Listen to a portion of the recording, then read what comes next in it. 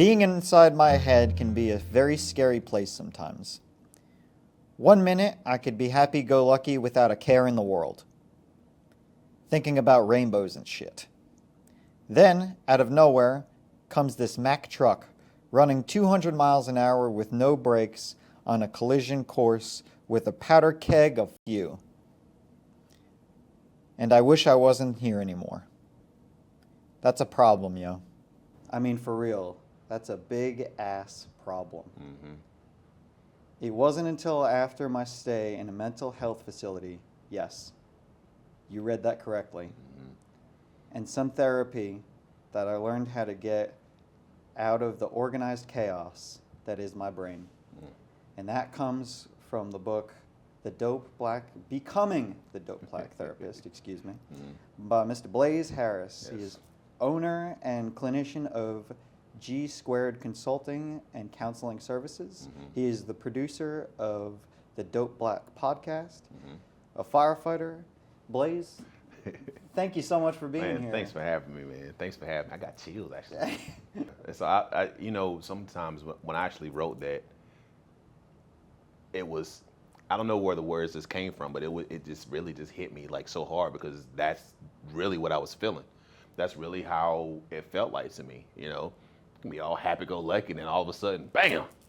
Nah, son. Nah, son, you ain't happy. I'm gonna remind you how depressed you are. So, yeah, it was interesting. Yeah, that 200 miles an hour, that was Yeah. like, ooh, I was like, ooh, this guy, this is speaking to me right now. Yeah.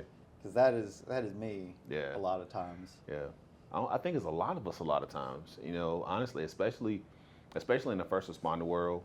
You know, we're all supposed to have it together all the time. Nothing is ever supposed to bother us. Nothing is ever supposed to affect us in any way, shape, form, or fashion. You know, and for some reason, I guess it's just the culture. That's what we've been taught. That's what we got to do. We got to keep it moving, regardless of what we're feeling, what we've seen, not just at work, but outside of work too. I got to keep it together. I got to keep it together. I got to keep it together. So, and it's disheartening that a lot of us suffer in silence, you know? So, and a lot of times, even if we do say something, the ridicule that comes behind it, you know, you can't handle the job, or you can't do this, or you can't do that. And it's like, a lot of our peers make it seem like we're less than, you know, and that's not the case. I'm actually dealing with stuff instead of sweeping up under the rug like everybody else does, you know? So. Because like you said, we're supposed to come in, we're supposed to have the answers. Oh, yeah. See, like as a firefighter once told me, you know, we are the catch-all. I mean, if, you know, big problems, little problems, you know, if the police or EMS or whatever can't handle it, you know, we do. You know, it's sometimes it's little problems, but it's somebody's big problem. Exactly. Like, oh, this is, okay, we can. Oh yeah. Oh, yeah. I remember being called to fix somebody's toilet on a call one time because the water wouldn't stop from, and it overflowed, and we did as best we could to get the water out, and we stopped the toilet, but they don't know who else to call. That's what we call. But that's what we do. We're rescuers by nature. Yeah. You know, we fix the problem. Yeah. And that's what we do, and it's hard to admit and accept when we need to be fixed, especially if we are the problem. You know, so yeah. Tell me about you and when you started discovering this 200-pound Mack truck. Okay, so it happened with me going through my divorce. You know, my divorce really, really jacked me up. It was one of those things where I didn't think that I could be depressed until it actually happened. And with that depression, you know, it just came isolation and just I wasn't eating, I wasn't sleeping. I hated fun. And it felt like I was sucking every bit of happiness and joy out of every room that I walked into. And, you know, even at the firehouse, it was good because I had something to focus on. You know, I wasn't, like when I was there, I was depressed, but you wouldn't know it because I was doing my job. I enjoyed doing my job. I was all in on my job. You know, it was just when I went home, that was the problem because I was alone. You know, I was crying all the time and suicidal thoughts and it was really rough. So right around 2015 is when we decided to separate. In August of 2015, I believe my first suicide attempt came September or October of 2015. And when that happened, it was I couldn't feel I didn't feel anything. And an event happened that day, you know, and it pushed me over the edge. And so, man, and just, you know, whoever's watching and whatnot or listening, and it's gonna be a little graphic. So I went and got the biggest knife that I got in the house, and I started cutting my wrist. And I was just like, I finally feel something, you know. And I cut again, you know, wrist is bleeding, and I cut again. I was like, okay, I'm going to just end it. I'm tired of just being here. And then the third time I cut, some of my brain said, whoa, no, no, no, no, no, no, no, no, no. What are you doing? Like, what are you doing? And that's when I knew I needed some help, because I didn't want to feel like that. I didn't want to go through these things. I wanted the pain that I was feeling to stop. And that was the only way that I knew to make it stop. I didn't know that I could talk to someone. I didn't know therapy was a thing. I didn't know where to go for therapy. But what I knew where quote unquote crazy people went, and that was the psychiatric ward. And so I did. I called them. I called the hospital. I told them what had happened, and I admitted myself right then and there. And going in there, that was an experience in itself, because in my head, I thought straight jackets, people running off of walls, you know, doing all kinds of wild stuff. And get in there, and it's people who look like me, people who look like you. You know, no straight jackets in the area that I was in. There's people walking around, some people laughing, some people, you know, just joking around, some people off to themselves. And that's when I learned I had major depressive disorder. That's where I learned, okay, it's okay to take medication to actually help you manage this. It's okay for you to actually talk to people who actually get it. Is it, and I guess people go through various phases. I mean, it's like sometimes it's a chemical imbalance. Sometimes it's I don't think you anticipated or saw, you know, that this was coming. No, I didn't. I never saw that one coming. You know, it was. Again, it was. I think it was one of those things that we're so good at compartmentalizing. We're so good at stuffing stuff down and take another thing and push it down. Another thing comes in, taking the stuff on top of that and push it down. And then, you know, somebody comes in, it's like, hey, Blaise, how you doing? I'm like, get out of my face before I smack mess at you. You know, and I think that incident on that day was the last thing that I couldn't stuff it down anymore. And so that was my reaction. My reaction was to usually a lot of people, when they blow up, they'll yell at someone. They can get verbally abusive. They can get physically aggressive. They can take it out on themselves. A lot of times it's really just an outburst. This was an outburst. And an outburst / cry for help, but didn't realize it was a cry for help. You know, because a lot of times that's all I wanted was somebody to ask me if I was okay. But because I was like all the time, nobody thought to ask. And the fact that I lost so much weight, but they saw me in the gym, I was always working out, so I would mask it so much. And then the days where I would go to my cube away from everybody, it was convenient that the lieutenant's test was coming up, so I could study away from everybody. And that was one of those things. I needed to be away from people. I didn't want to be around anyone. I didn't want anybody to see that I was crying. I didn't want anybody to see or know that I was suffering. But if somebody would have asked me, I would have told everything. It's like I'm having these thoughts. I don't want to be here. Um, I hate going home. I hate not having my kids. I hate not having my wife. You know, I feel like I'm a failure. I feel like I'm a loser. I don't feel like I'm good enough for anyone. And so that's what I did. I isolated. My home was like when I did get home, I didn't want to come out. I didn't want to talk to people. I didn't want to watch movies. I didn't want to do anything. I just wanted to sit in that darkness and just feel. The only thing I had was just that darkness. And the darkness was welcome. It's like, yes, come here. I will be your friend. And It's that's like, why I stayed. Like misery loves company. Yeah. I was a miserable somebody. I was miserable. I was miserable as hell, man. I mean, I really was. And there's no other way around it. I was the lowest that I ever been. Mm-hmm. And I call that, I call it I don't know if you've seen Get Out, but in the movie Get Out, one of the main characters, he calls it the sunken place.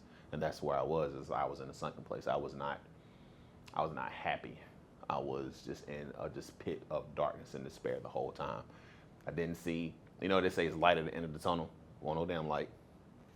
The only thing it was just darkness, and I had to feel myself around. And I didn't know who to ask for help, or, they teach us, okay, feel around, find your way out. On no wall. It's like I was in the middle of the room, and regardless of how far I walked in the direction, there was no wall for me to try to find my way out, and it was scary. It was scary. So me going into that facility, it saved my life. So yeah, tell me about this. Tell me about what you were in, and was there any particular person or thing that helped you out with this? It wasn't a particular person. It was group therapy. Like I said, I had never been to therapy before at all. Well, that's not true. I went to therapy a couple of times, but I didn't feel like the people who were there actually heard me. I thought they were just like, hey, here, do this, and you'll be fine. Here, meditate, and that was it. And I was just like, but when I got you in were just a number. Yeah. They weren't there really like listen, hearing you. I had one dude. This is I a lot to you not. He took his phone out. He set his timer and put it down, and I saw the numbers clicking down. And I was sitting there. I was just like, I was like, bro, you don't care about what's going on with me. And like when I went to the facility, the group therapy, I was sitting around with. I remember it. They said the activity was to draw a mask. Draw a mask how you want people to see you. And I drew a mask, happy and all this type of stuff. And then it said, okay, now on the other side, draw what's really behind your mask. And I broke down. And I broke down because my mask was like destroyed. It was ragged. It was like scratches. It was blood. It was everything. I drew all of that in my mask. And when I was talking to people in the group, no one laughed. No one made me feel bad about what I was feeling. No one judged me for what I was feeling. No one judged me for being vulnerable and being open and expressing what was really going on with me. And it felt good. I felt welcomed, and so I started learning more of the skills of how to deal with my depression, and journaling became my biggest thing. I would journal every day there. That's something that I do to this day. Every day I journal nearly every day, and it helps me to process my feelings.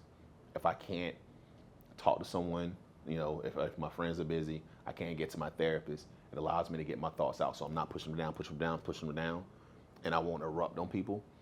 It allows me to get my thoughts out, and I can talk about whoever I want to talk about, however I want to talk about them, and I feel a whole lot better because I'm not taking that angst or that anger or that frustration or the anxiety with me to bed or to anyone else that I talked to. So those were the biggest things. And then therapy was a huge, huge help for me, especially when I found the right therapist. And a lot of people, I don't want to go to therapy. I went to therapy that one time. And like a lot of people who would have went to that one guy that I saw and was like, nah, I ain't doing this no more, and would have just stopped. And I tell people all the time, it's like, when you go buy a pair of shoes, do you just pick the first size that you find, or do you try on the right one that you find? They say, yeah, I try on different sizes. Okay. Same thing with a car, right? You know, just you test drive one car and you done? Or do you test drive a couple to see which one you like the best? I want to test drive a couple. All right. It's the same thing with therapy. You find one that don't work for you, all right, that's okay. Find a different one.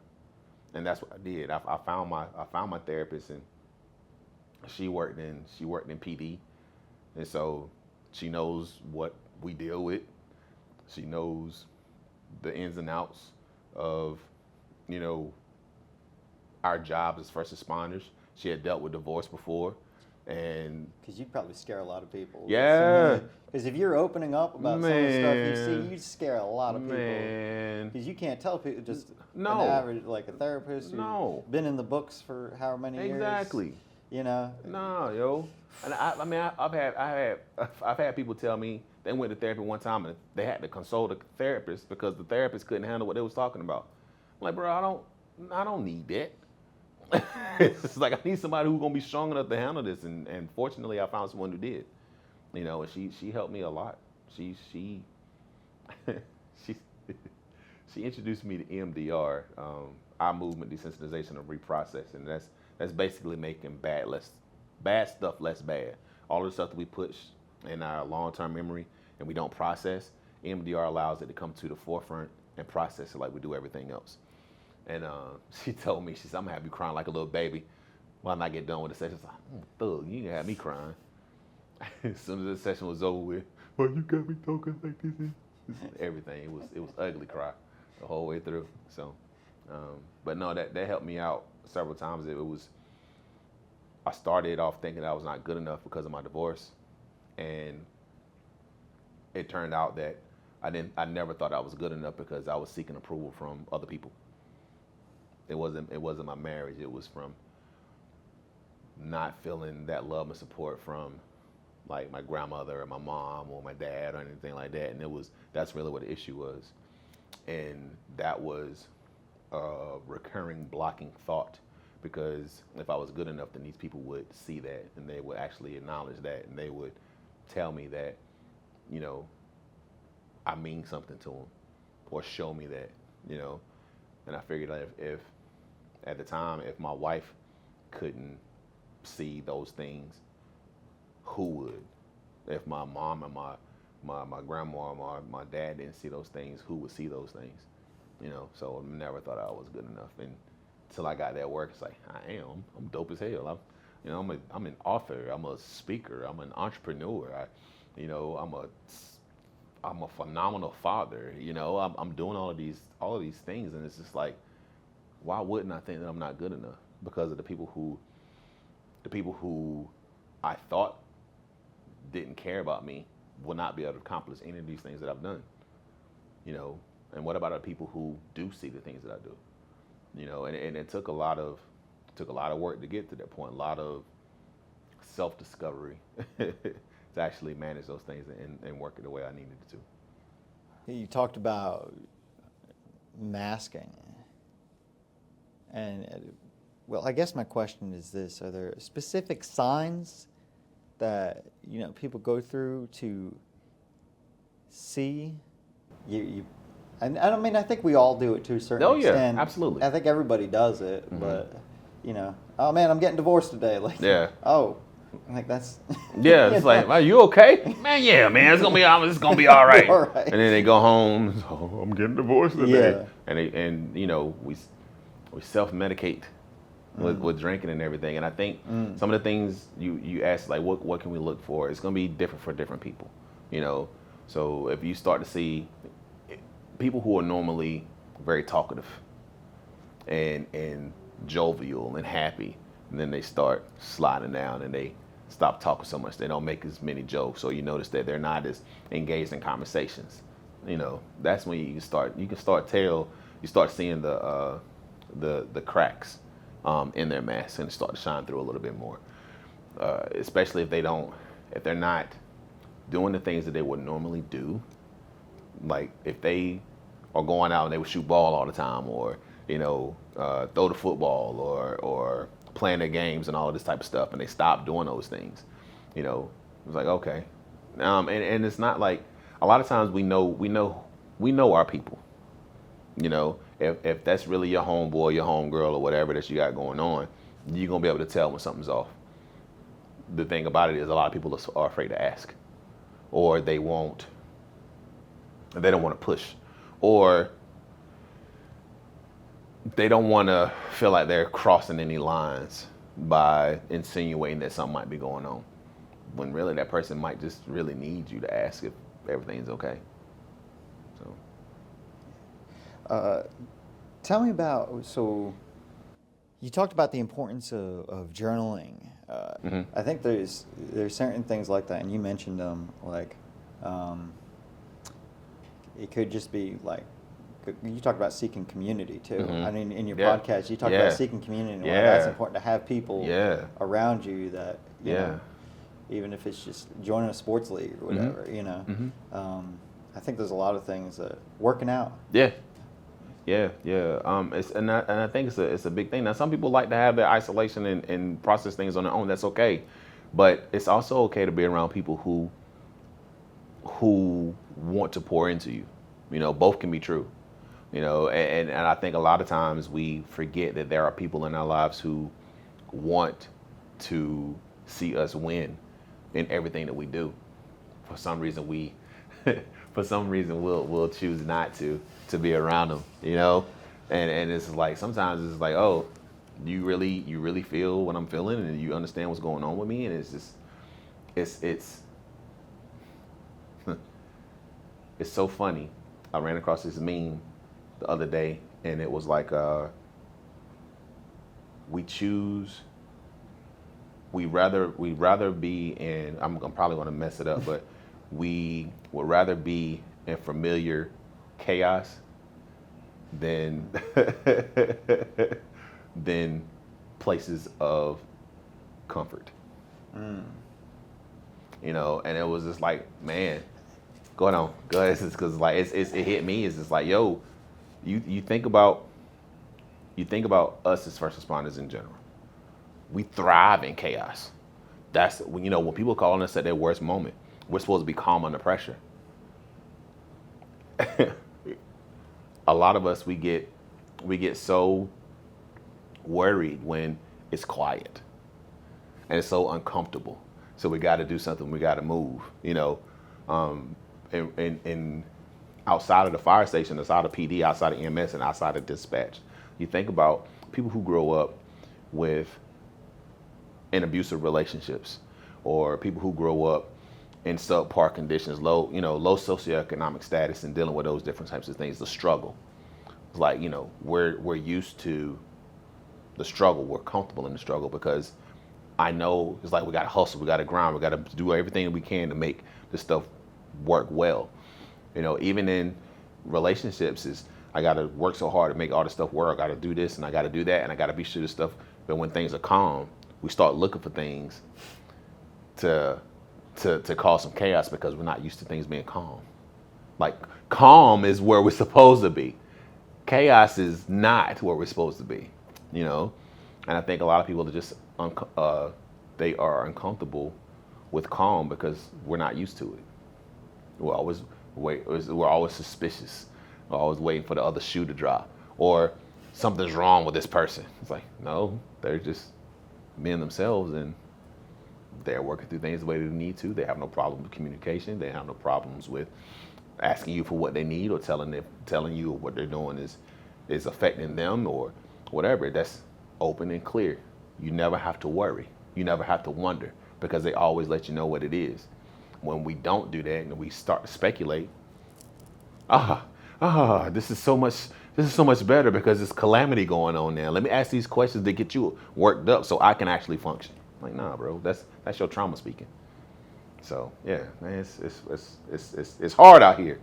it's hard out here. So Thinking about that calm and chaos, it just makes me think about like people love chaos. They love gossip, right? I mean, and I'm not speaking from any kind of, I'm no angel here. I mean, it's like I'm just speaking of the human nature. Yes, part absolutely.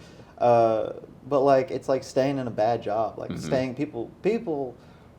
A lot of people are in jobs like they just don't like or don't feel fulfilled, but they stay in it. And it's just what you were talking about. They'd rather stay in the chaos than find some peace somewhere else, because that's stepping into the chaos in itself for them. Absolutely. This is familiar to me. Exactly. It's that fear of the unknown, and it's until once we start getting on our healing journey, and we start to understand that it's okay for me to be in this state, that's when we start seeing the changes. But it's so difficult for us to step out of that, and a lot of us that's what we're trained to do. Again, it goes to the culture, it goes to how we were raised, it goes to what we see, what we're exposed to, and like how many people do you know? Like we saw, like if you watched old TV programs and stuff, you saw, we're supposed to have the family and the 1.2 kids and picket fences and everything. That's what we're supposed to be, but that's not really how things are, And I think a lot of times, we choose to, like we can fantasize about what this looks like, but when we get it, we don't know what to do with it because I got it now, so what's next, And we don't allow ourselves to actually stay in the present and enjoy it for what it is. It's like you made it. What more do you want to? Why do you want to make it stressful when you're here? You work so hard to get here. Enjoy it. Do that and enjoy that. So, but it's difficult for people who don't know how to work through their own traumas, their own life lessons that they were taught, and whatever's been portrayed in them. It's a scary thing to break away from. So, damn, that's powerful. Yeah. And I want to go back to the recently, I would say within maybe like the last 5 years or so, there's been more awareness, I will say, for therapy, and it's been more, it's been more welcomed, I guess I would say, to have, therapy and traumas. It's not like 20 years ago, they thought something was wrong with you. Yeah. I think a lot of times, those things even existed back then. We just didn't know what to call them. You say, you saw, whether you had an uncle or a cousin who never really came out and interacted with people. Where I come from, that person's just a little touched. People, just don't don't be too loud, don't do anything, and they'll be okay. You think about the veterans who came back from the wars, and it was what was a shell shock? Yeah. That's what they called it back then. Now it's PTSD and what it looks like, and we've experienced those things, and we've always seen those things. It's just now there's a really bright light shone on it now, and it's not so it has to be like a secret, because before, like back then, it was, like I said, it was taboo, and the only word they had for it was crazy. I don't even like to use that term, for a lot of people, because I think that was the way that people just described anyone who was different from what they were. And I think now we are allowing ourselves to be open and vulnerable about the things that we do. It's like it's almost become like a cool thing to admit that you can be vulnerable and that you can actually talk about the things you need to go with and do and handle your things. But I think a lot of times, growing up, I think about my grandmother now, they had to, like my grandmother was born in the 40s. So she grew up in segregation and what it was like and everything there. And she was one of 17. So they ain't have time to be depressed or they ain't have time to be sad or they ain't have time to be anxious or do all that because they had to work and they had to provide and they had to focus on living and what they had to do to live. Now, think about how that shows up as an adult, being frustrated because no one's listening to what you have to say. I have to go work this job that I hate. I have to work this job that I have no authority and it's meaningless and I'm struggling to get by. I'm working 2 jobs to be sure that you're provided for and, covering these bills and doing all this type of stuff. I asked you to do the dishes and I came home and you didn't do the dishes. That's the outburst that we talked about earlier. That's her outburst. That's her anger. She's not mad at me. She's not frustrated with me. She's frustrated with all these circumstances that she couldn't do anything about. And I was there to take it because I'm the person that she can lash out because she lashes out on the boss. Job's gone, income gone, right. More problems, more issues. Think about the other people who were other folks where, I don't have my father around. I'm longing for my father. I have to do all these different types of things. I want my father to be around. Why is it just him? I feel like the sense of abandonment, and I'm crying about this. Stop crying before I give you something to cry about. And then they wonder why these little boys grow up to be men who don't know how to express themselves, in relationships. Like, in a clean, sober, it's not sober like that, but, it's in a meaningful way, just saying, hey, honey, here's what I got going on now, Mm-hmm. And then instead, like, hey, you didn't do this, you didn't do that. Especially like, when you got, Yeah. You got how many? You got 2 kids? I have 2 kids, yes. Yeah, and like, you got a screaming baby. Mm-hmm. I mean, that will Mm-hmm. that'll weigh on a mom and a dad and really whoever will. else is in that household, and that'll get you going. Mm-hmm. That chaos will get to you, Mm-hmm. Those types of things they'll weigh on you. That's they pressure. They do. And you feel like you're in that moment, and you feel like, what, I've done everything. Absolutely. And now I can't help for this kid. You know what I mean? That type of thing that will get you. Yeah. Again, I'm not doing it enough. I'm not good enough for this. I can't handle yeah. this. I can't handle this. What is it that I'm doing wrong? And we start to question all of these things, and you would never, you're never given the tools for success as what the typical definitions of success will be like. Not realizing that success is based on the individual, not society. So it's one of those things where a lot of times, we come up this way, but then at the same time, everything that we need to learn, we can get at a push of a button. How do I communicate more effectively with my partner? How do I build this house? How do I fix this lawnmower that stopped working? YouTube is right there. You can do you can do therapy online now with people, and that's one of the things that wasn't accessible before. They got like BetterHelp. All of these things that weren't there before. Even like telehealth was. I remember in grad school, telehealth was one of the things that was frowned upon, and then COVID hit, and that's a whole other thing. COVID is a whole other thing, and how people deal with things and what it did to everyone in general, and how they interact with things. You think about it, you have access to everything. All of a sudden, all of us taken away, and so now you have to isolate from everyone. So you don't know how to communicate. You don't have to conversate with people like you used to before, and it's all.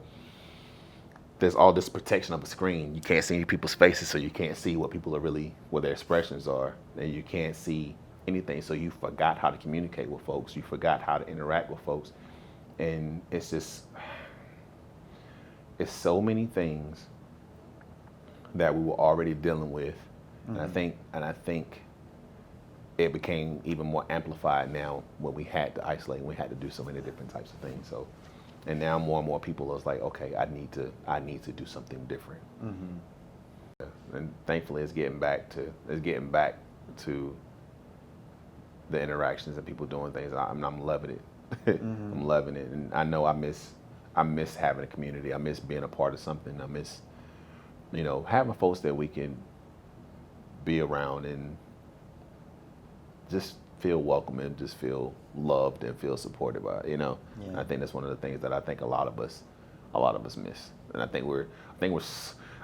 I'm hopeful that we're moving more towards that and just being more, just loving and accepting of each other, because it's important. So tell me about your writing and your journaling. Was that when you started the idea for the book? No. So honestly, man, what happened was, I guess technically it was because I wanted to just talk about how I got through that divorce and that depression. Honestly, Brian, I didn't think anybody was going to buy it. I didn't think anybody was going to read it because I was writing it just for me. And I started it right after I got out. right after I got out of lockup on my vacation. And I didn't touch it for like 5 years. And I let my friend read it, who's a social worker and also a book coach. And she was like, Blaise, you need to finish this. And I finished it in like 3 or 4 months. And hence what it came out to. I needed a way to get my thoughts and my feelings and my emotions out. And I wanted to write it as real life as possible. And I wanted it to be relatable. And I wanted people to see like the realness of going through divorce and suicidal ideations and suicide attempts, and then showing that there's life after that, and what it can look like and what it could be like. Now everybody's journey is going to be different, but there are a lot of similarities in these journeys as well. And it's one of the things that I've learned that, I've had firefighters come up to me, and one guy told me, he said, man, I don't read a lot. I read your book like that, and it was so many things that I could relate to in your book, and it helped me get through some really tough times. I had another firefighter come up to me, and he said, you don't remember me, do you? I said, I vaguely remember you. I do. He said, you kept me from killing myself by telling your story. Goosebumps still, just like even when I think about it now. He said, you kept me from killing myself by telling your story and being open and honest like you were. He said, I'm in therapy now. Some days are still rough, but for the most part, I'm getting through it. And I appreciate you doing that for me. And it's the book is doing way more than what I thought it would do for people. And I'm glad that people can see this as a way to actually get their own help and deal with stuff. And I'm trying not to break down this. It makes me feel good that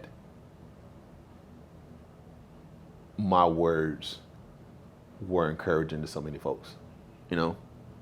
If I can just help one person, then I thought I've done enough. But just to hear it literally from their mouths like that, how can I, and to think they think I was good enough. And these folks coming and telling me that I helped them and I saved them and I helped them work through their stuff. Like that's power in that, yo. There's empowerment in those statements, and just like those who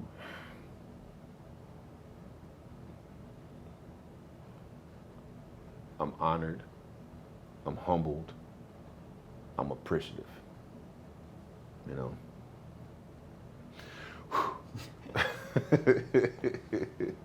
Whew. It's okay to break down. Yeah. I almost did, y'all. It was this close. It was this close. So. Right from the first page, right from the first paragraph, you jump right off the page. And Holt, my buddy Holt, he gave me the book and he said, you got to read this. And he was right. He said, you're going to love it. And he was right. You cursed, but you didn't have to. But that, that made it real, and that jumped right off the page at me, and I just thought that was awesome. Yeah. This is no nonsense. Like he's jumping right into it, and I was like, oh, damn, dude. Yeah. I was writing like a fireman. Yeah. No, I like it. I felt like I was sitting with you, like cup of coffee in the firehouse. Yeah. I was writing like a fireman, and I think that's why I got into therapy. Initially I wanted to be a therapist for us. We're not going to just talk to anybody. We want to talk to people who actually get what it is that we're dealing with. And, after hearing those stories, like those other guys who were, like I said, who went to the therapist and had to console, it's like, nah, you don't got to worry about that here. You come in here and you can be you. And I think I have about like 60 or so clients, and half of them are first responders. Wow. So I'm happy with that. I am happy with that. I love that. That they feel comfortable enough to come talk to me about that stuff. Yeah. So step in the right direction. Yeah, man. Several other things. All right. The podcast.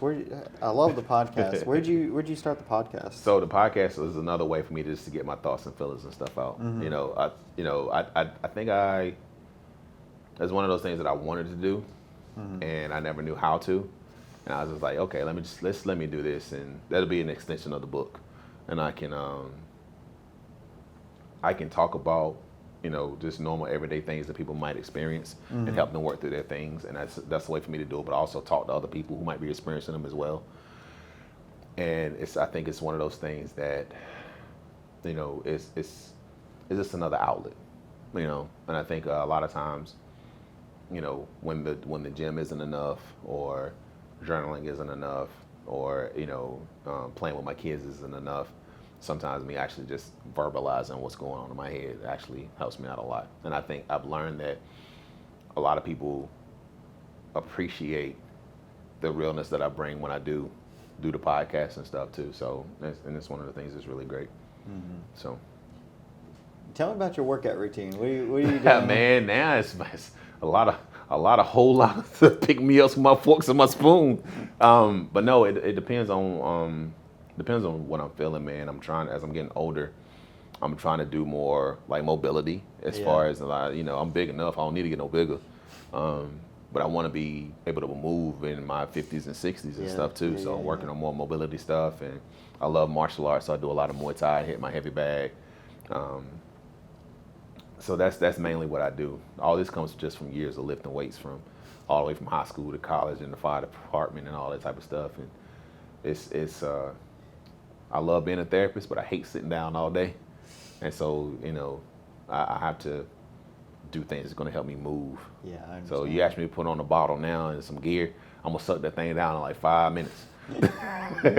So I tell people all the time, if I could just keep this and drive, I'll be good. I don't got to run in no building. Are you volunteering somewhere, anywhere? Nah. I figured if I'm going to walk away, I'm going to walk away completely. So I still got my EMT. Yeah, I got it. So I still keep that, but that's just for if I go somewhere or if I see anything, then I can help people and do whatever I need to do. Still carrying that badge of honor around, man. Yeah. Once a firefighter, always a firefighter. Yeah, I understand. But and you work so damn hard for it. Yeah. God, taking that last test. Yeah. That state test is. Man. Yeah, man. So but it's one of those things though. It's always gonna be a part of me. I can still walk into the firehouses back home in Raleigh or in Rocky Mount, still talk to the folks and, have conversations and whatnot, or, with all the connections that I met, from all across the state because of my fire and life safety education, and, it's still good, so. And you're doing events and things, like you do speaking events? I do. I do. I know you mentioned on your podcast you did Black Fathers. Yeah, I did a Black Father Summit in August, and that was one of the things because, as Black fathers, we get a bad rap, like stereotypical. Oh, we're not involved, or we're not, and that's not the case. We are more involved than people really know, and so I wanted to do that Black Father Summit to not only celebrate Black fathers, but also give them opportunity to address the things they need to address. We had people talking about, the structure of fatherhood and taking care of yourself so you can actually take care of your family that much better. We had massages going on. We had Blue Cross and Blue Shield out there talking about how to register, if you have Medicaid and Medicare to get mental health, and we had just like group sessions going on all during the day. It was an amazing thing to be a part of. So we're looking forward to making that a yearly event. Mm-hmm. So that's one of the things. And, I'm also working on some retreats. I got a couple of speaking engagements coming up. I'm actually going to be speaking at the Black Mental Health Conference in Durham, January 31st and February 1st. I'm going to be speaking at Doubt Yourself and Do It Anyway Summit in Edinburgh, Scotland, in July. Come on now, from Bunn, North Carolina. I didn't think I'd be traveling internationally to speak and people want to hear what I have to say. And I'm excited. I'm humbled. I'm also appreciative of the opportunities, because who would have thought of me writing a book, or who would have thought, me coming into mental health and doing these things or having a podcast would lead to opportunities such as these. I love it, man. Good stuff. Yeah, man. You talked about taking care of yourself, and you mentioned this at the end of your book. I'm not trying to give away the whole book. No, man, you're good. No, you're good. But good. I got to be mindful not to say too much. Yeah. Yeah. And I've heard this before, but like how you talk to yourself is important. It's easy to do. Yeah. It's easy to talk down to yourself. It's really difficult to talk yourself up. And one of the examples that I give is like, people who watch sports. If you watch any sports, you see they are talking themselves up and motivating themselves every time they get ready to decide, come on, baby, it's just me and you. We got this. All right, we're going to clear this jump. Or we're going to, we're going in, we're going to swim and we're going to get the quarterback. Or, all of these things that people do to hype themselves up. We can do the same things for ourselves. Like one of the things that I do every morning, I tell myself as soon as I wake up, I love you. I'm talking to my inner child. Hey man, I love you. And then I talk about the things that I'm proud of. I'm proud of the way that you show up. I'm proud of the fact that you allowed yourself to come do an interview in Greensboro. I'm proud of you for journaling today. I'm proud of you for apologizing to your kids for yelling. I'm proud of you for giving them, the opportunity to work out and to learn themselves and to take time for themselves. And it's one of those things, those affirmations are super important, because if no one else tells you how awesome you are, you can tell yourself each and every day, and it's on you to believe it. It gives you that dopamine boost that you're looking for. Hey, I'm really dope. I'm really awesome. And I can handle everything. I tell my son and I created a mantra a long time. It's like, he said, I'm brave like Dad, I'm strong like the Hulk, and I can do anything. And so that's one of the things that we try to play off on everything when he feels like he's feeling discouraged. And then I was like, well, shit, that'll work for me too. It's like, I'm brave like my mom, I'm strong like Superman, I can do anything. And so we tell those things out, we start to believe it, because it's real easy for us to believe the negative stuff we say about ourselves. It's just as easy to believe the positive stuff we say about ourselves too. We just have to allow ourselves to say them.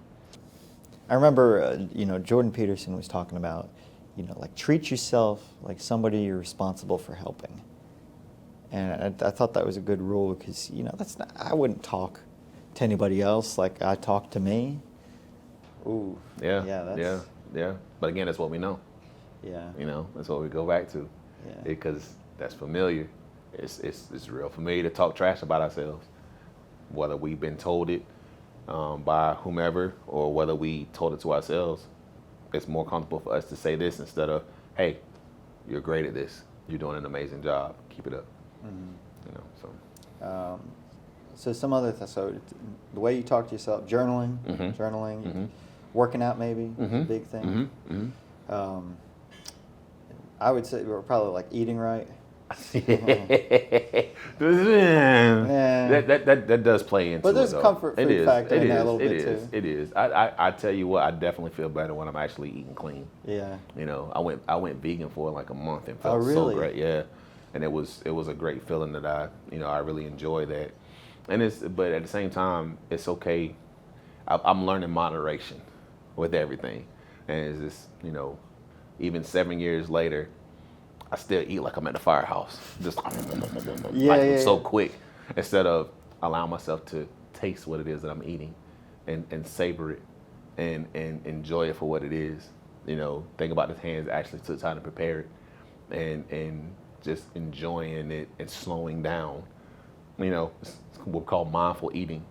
So, you're not eating as much because you're taking your time to actually enjoy what it is that you're doing and what you're being a part of, and it's a great thing. So you're using all of your senses, like those, you're actually grounding when you're doing it. Looking at it, I'm admiring, the beauty on the plate. You are tasting it. You're smelling the food as it comes out. You know what I mean? You're feeling it as it tastes your tongue, and then you hear like if it's just a sizzle or whatever when you come through. It's one of those things, and you're utilizing all of your senses to actually be present and in that moment. And you're not rushing. And we miss so many opportunities because we're rushing through things instead of slowing down and enjoying it for what it's worth. Yeah, that makes me think of what was his name? Brooks in the world went and got itself in a big damn hurry. Yeah, Shawshank. Yeah, Shawshank. Yep. Learning how to slow down and enjoy it for what it is, man. Yeah. Trying to live in the present and in that moment and enjoying it for what it is. I think I'm one of the things that I told you was always, I'm always nervous about doing things like this. And I'm learning to just like slow down and just enjoy it for what it is. It's like, this is an opportunity for me to sit and talk with you, talk about what's going on, but actually just to just feel how grand of an opportunity this is, just to be in this space. I wouldn't have had this opportunity before, and just enjoying it for what it is. And it's slowing down, it's slowing down. Just slowing down. Yeah. So I was just thinking of all the things, that people can do to help themselves. Journaling. Yeah. Writing. Painting. Listening to music. Meditating is one of the things that I really, meditating is dope. Because it like you get to slow down, you get to chill for a little bit. A lot of times I have problems with your mind not shutting down when you're doing it. It can be really difficult. That's okay. You can still focus on that. It's like, where's my mind trying to take me? And follow it. But then just like breathe while you're doing that. A lot of things that people are probably doing, they don't know that's actually mindful and what's good for them. Things like going to fishing. Like fishing and how calm that is. And, you sitting there, how quiet you got to be. If you're at a pond or whatever, obviously on the lake or you're doing deep sea fishing, it's a little bit different, but it's a little more intense. Yeah, a little bit more intense. But even thinking about, we're in the South. How many folks, go hunting, and thinking about what it's like when you're out in nature and just like listening and how quiet it is and how quiet you have to be, and actually, to get what it is that you're hunting at that moment and just being in that space. That's mindfulness. Painting is another one, just getting lost in that. People don't realize that, when they're listening to music and when they're listening, when they're just bopping their head and just going back and forth, or if they're dancing, all of those things, if you're doing something that feels good to you and it's not causing any harm to you or anyone else, do it. Yeah. So I love it because here recently, like I tried to keep up with everything. Yeah. I tried to keep up with everything, trying to, read and keep up with what's going on in the media. Oh, yeah. And, just so like when I have a guest on, and something's get brought up, I don't want to miss something. Oh, yeah. And, I don't want to be up here sounding stupid either. You know what I mean? I feel you. So, you know, but I mean, here recently, I just decided to just turn everything off. I got tired of everything, and like probably one of the, but like I turned on, like I had, you know, CBS News and all this stuff on my Instagram feed. I turned all that off. Oh yeah. Just about everything I can think of. I just get out of here because it's just it's all negative. It is. It's they know, like they know that we're negative and that we like, it's like rubberneckers. You know Right. what I mean? We love, you know what I mean? Yeah. Yeah. Yeah. You know, we love it, and Yeah. it's, I don't know. It's Yeah. No, you're absolutely right. I think I started putting time limits on my apps, so I won't be so distracted. That's smart. Yeah. So I think I got an hour. I got an hour on TikTok and an hour on Facebook a day. That's it. I need to cut it down a little bit more. It's really bad when you look at like how much Yep. screen time thing, and it breaks down Yep. how much you've spent on each one. Yep. And we are like prisoners. So I'm like a prisoner to this thing sometimes. Yeah. And I think that's one of those things is again, I miss the days of old, the way that I grew up. We didn't have all this stuff. You know, I remember growing up with an outhouse and no running water. You know, my kids ain't never experienced that. So, and it's one of those things it's I'm appreciative of what we have, you know, but at the same time, if I didn't have to have social media, if I didn't have to have all, I wouldn't. If I didn't have to have my phone for, you know, for keeping up with folks or business or everything, I wouldn't have it. I live a life off grid. I come into the city to help people every now and again, and just go back and do what I got to do. You know, because I'm at a point now in my life where I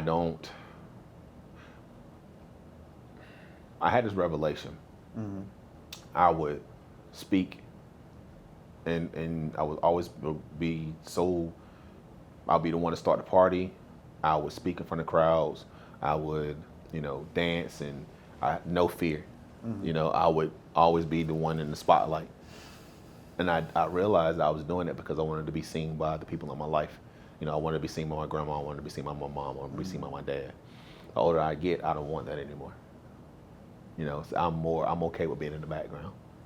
I'm okay with not being seen. I'm okay with, all right, I'm gonna support you how you need to be supported, because I don't have to work for that attention anymore. You know?